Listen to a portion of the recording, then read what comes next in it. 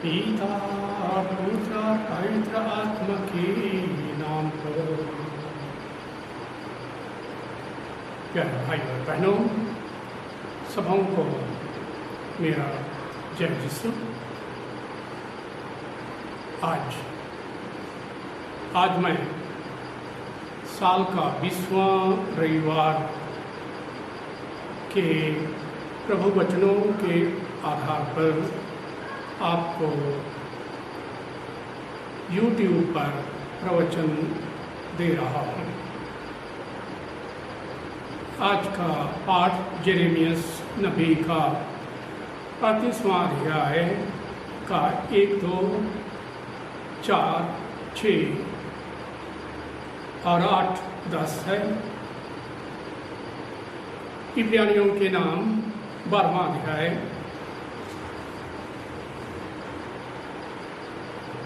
1 से 4 तथा सुसमाचार संत लूकास का 12वां अध्याय 39वां से लेकर के 53वां अध्याय लाइन तक है। प्यारे भाई और बहनों, अपनी सार्वजनिक सेवकाई के दौरान यीशु ने घोषणा की कि वह परमेश्वर के राज की स्थापना करने के लिए आए हैं इस दुनिया में, और लोगों से उन्होंने कहा कि यह यहाँ और अभी इसकी स्थापना करना चाहते हैं। उसने प्रत्येक व्यक्ति को इस राज का हिस्सा बनने के लिए आमंत्रित करते हैं ताकि उसमें एकता और सद्भाव के प्रतीक बन सके। चर्च राज की बाहरी अभिव्यक्ति है, ईश्वरीय राज की। यीशु के उनके निमंत्रण को स्वीकार करने के लिए गहरी अंतर्दृष्टि और अनुग्रह की आवश्यकता है। प्यारे भाई और बहनों, मान्यता और विश्वास हमें यीशु और उनके यूखरिस्टिक भोज के करीब लाते हैं। मसीह ने हमारे लिए अपना जीवन देने की इच्छा प्रकट की और इसे बपतिस्मा के रूप में वर्णित किया गया है, क्योंकि वह पाप और मृत्यु पर जयवंत होकर के जी उठेगा। हालेलुया। और फिर कभी ना मरेगा। हमारे बपतिस्मा में हम उसकी मृत्यु में डूबे हुए हैं और इसके द्वारा हम पाप के लिए मर जाते हैं और अनुग्रह के जीवन में पुनर्जन्म लेते हैं। हालेलुया। एक बहुत सुंदर रहस्यात्मक और बहुत महत्वपूर्ण बात है। हमारे ईसाई जीवन में हमें यह स्वीकार करना होगा कि क्या आध्यात्मिक है और भगवान को प्रसन्न करता है, और जो पापपूर्ण और उसके लिए अपमानजनक है उसे अस्वीकार करना होगा। मसीह चाहते हैं कि उसका जलता हुआ प्रेम हम में समा जाए, और इसलिए हमारे पास समाचार के लिए और परमेश्वर की इच्छा के लिए वही जुनून और जोश है जो उसने किया था। वे चाहते हैं कि उसका संदेश सभी लोगों तक पहुंचे और हम उसके इसलिए दूत हैं। आज के पाठ में हम एक ईसाई होने के निहित संघर्ष और कठिनाइयों पर विचार करने के लिए आमंत्रित करते हैं। मसीह का अनुसरण करने का मार्ग हर समय और स्थान में विरोधाभास और कठिनाई से एक है, क्योंकि हम मसीह के अनुयायी के रूप में पूर्ण प्रामाणिकता के बिना जी रहे हैं। हमारे पहले पाठ में भविष्यवक्ता यिर्मयाह का अंश यरूशलेम पर विजय प्राप्त करने से पहले के दिनों में उसके कष्टों की एक झलक देता है। हालेलुया। परमेश्वर ने उसे राजा के लिए एक संदेश दिया था जिसे दुखद रूप से अवहेलना किया गया था और त्रासदी यरूशलेम के पतन और उसके बाद 2 पीढ़ियों के लिए इजरायलियों के बाबुल में निर्वासन के साथ होगा, ऐसा यिर्मयाह कहते हैं। कई भविष्यवक्ताओं की तरह यिर्मयाह को भी उसके जीवन काल में अक्सर सताया गया है। हालेलुया।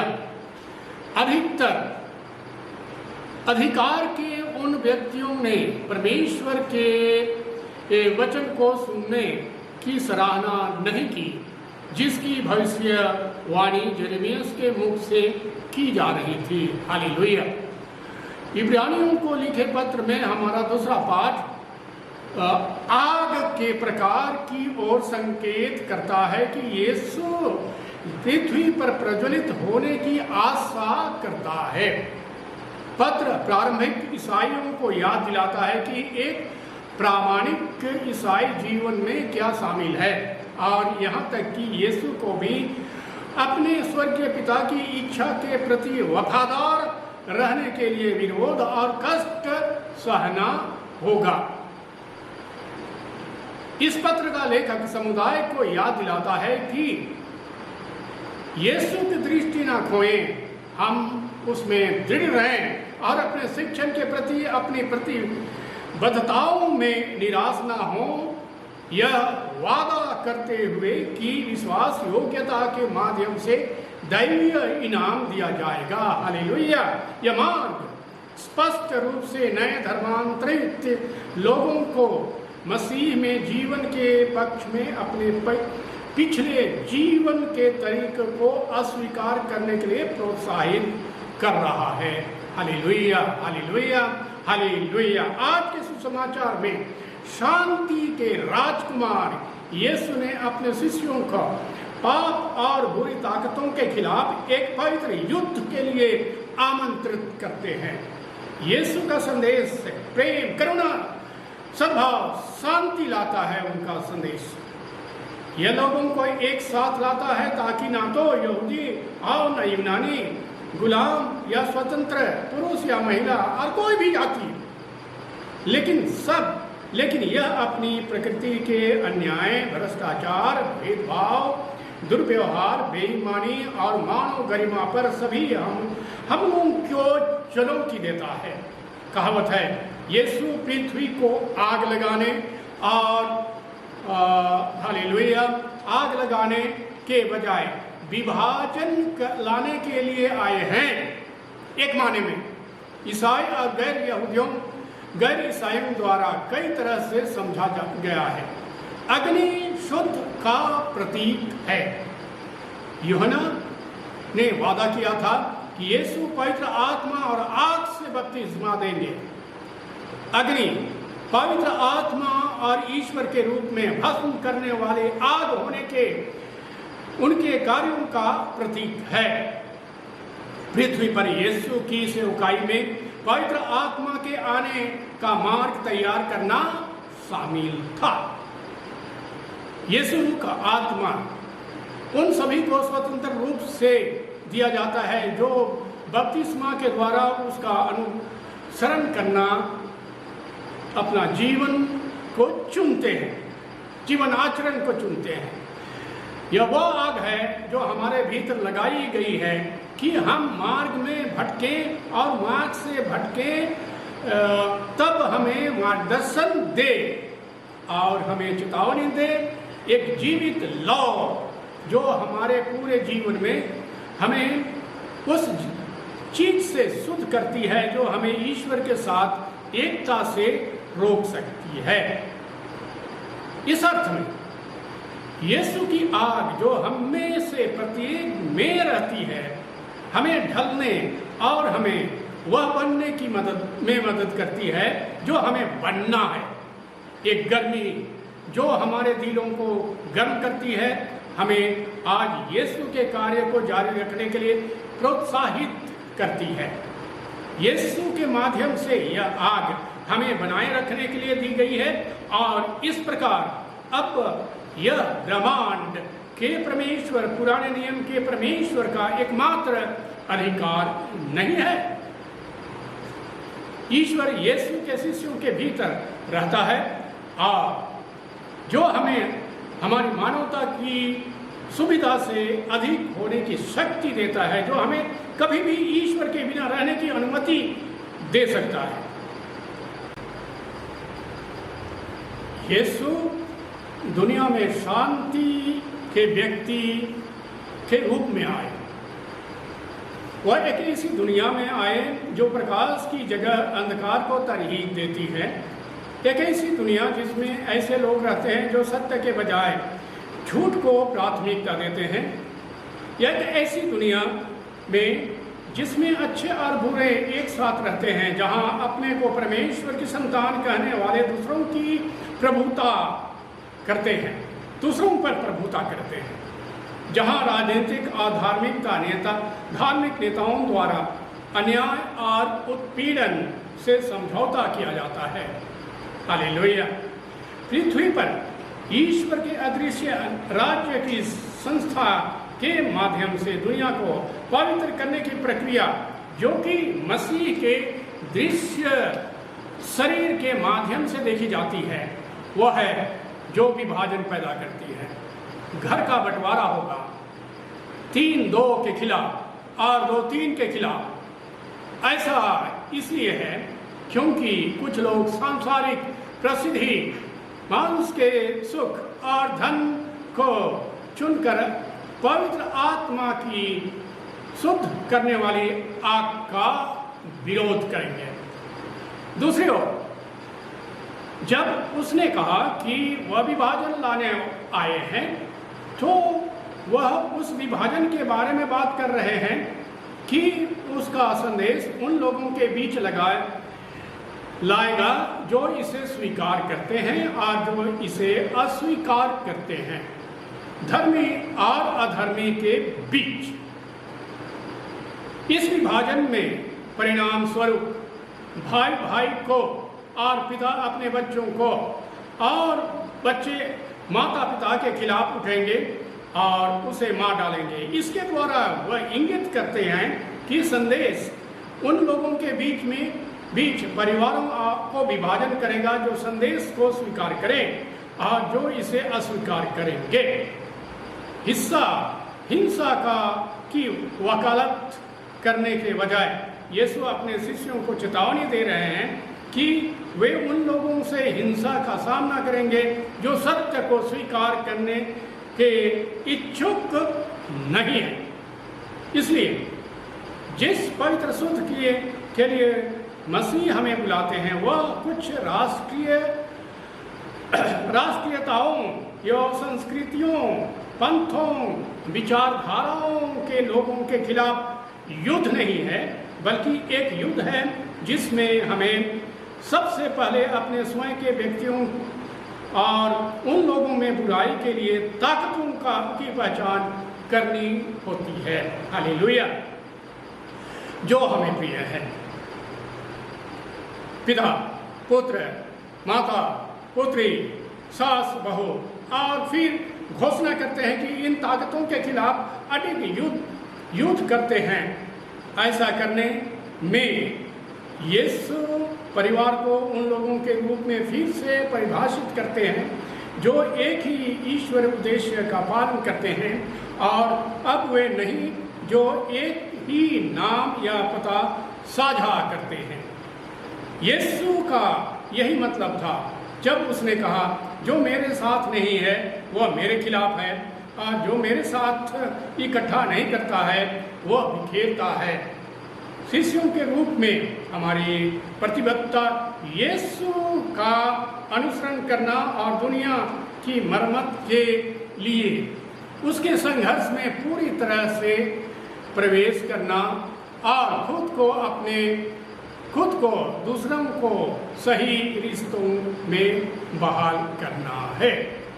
इसलिए जब तक यीशु फिर से निश्चित रूप से सार्वभौमिक रूप से परमेश्वर के राज और शांति की स्थापना करने के लिए नहीं आते, तब तक विभाजन का भूत उन लोगों का सामना करेगा जो उसका अनुसरण करते हैं। इस स्थायी चुनौती का सामना करते हुए विश्वास के समुदाय को इस विरोधाभास के साथ संघर्ष करने के लिए कहा जाता है कि जो लोग भगवान की शांति के लिए काम करते हैं वे भी संघर्ष और विभाजन के अवसर होंगे। यह आज हमें मसीह के शरीर के सदस्यों के रूप में आराम और चुनौती के स्तर की जांच करने के लिए समर्पित है, जिसके साथ हम एक दूसरे और दुनिया के प्रति गवाही देते हैं। हालेलुया। यह कई साल पहले की बात है कि एक बार पेरिस ओपेरा हाउस में हुआ था। एक प्रसिद्ध गायक को गाने के लिए अनुबंधित किया गया था और टिकटों की बिक्री फल फूल रही थी। दरअसल कॉन्सर्ट की रात को घर खचाखच भरा था और हर टिकट बिक गया था। आशा और उत्साह की भावना हवा में थी, क्योंकि हाउस मैनेजर ने मंच संभाला और कहा, दीदियों और सज्जनों, आपके उत्साही समर्थक के लिए धन्यवाद। मुझे डर है कि बीमारी के कारण जिस आदमी को आप लोग सुनने आए हो वह आज रात प्रदर्शन नहीं कर सकेगा। हालेलुया। हालांकि हमें एक उपयुक्त विकल्प मिल गया है। हम आशा करते हैं कि आपको तुलनीय मनोरंजन प्रदान करेगा। भीड़ निराशा से करा उठी और उद्घोषक को स्टैंड इन के नाम का उल्लेख करते हुए नहीं सुन पाई। माहौल उत्साह से निराशा में बदल गया। स्टैंड इन कलाकार ने प्रदर्शन को वह सब कुछ दिया जो उसके पास था। हालेलुया। जब वह समाप्त कर चुका था, एक व्यक्ति चुप्पी के अलावा कुछ नहीं कहा। किसी ने ताली नहीं बजाई। अचानक बालकनी से एक छोटा लड़का खड़ा हो गया और चिल्लाया, डैडी, मुझे लगता है कि आप अद्भुत हैं। भीड़ तालियों की गड़गड़ाहट से गूंज उठी। हम सभी को अपने जीवन में ऐसे ही लोगों की आवश्यकता है जो कभी कभी खड़े हो जाएं और कहें, मुझे लगता है कि आप अद्भुत हैं। Hallelujah, hallelujah, hallelujah, hallelujah. आज परमेश्वर के सुसमाचार के आधार पर हमें अपने सांसारिक विचारों से लड़ना बहुत आवश्यक है। चाहे इसके लिए हमें अपने भाई से, अपने बहन से, अपने माता पिता से विरोध जाना पड़ेगा। हालेलुया। इब्रानियों को लिखे गए पत्र हमारा दूसरा पाठ आज आग के प्रकार को संकेत करता है कि यीशु पृथ्वी पर प्रज्वलित होने की आशा करते हैं। प्यारे भाइयों और बहनों, आज उस आग को अपने हृदय में अपनाएं जो आग हमारी आत्मा को शुद्ध करेगा और पवित्र आत्मा हमारी अगुवाई करेगा कि हम यीशु का अनुसरण कर सकें, चाहे रास्ते में कोई भी बाधा क्यों ना हो।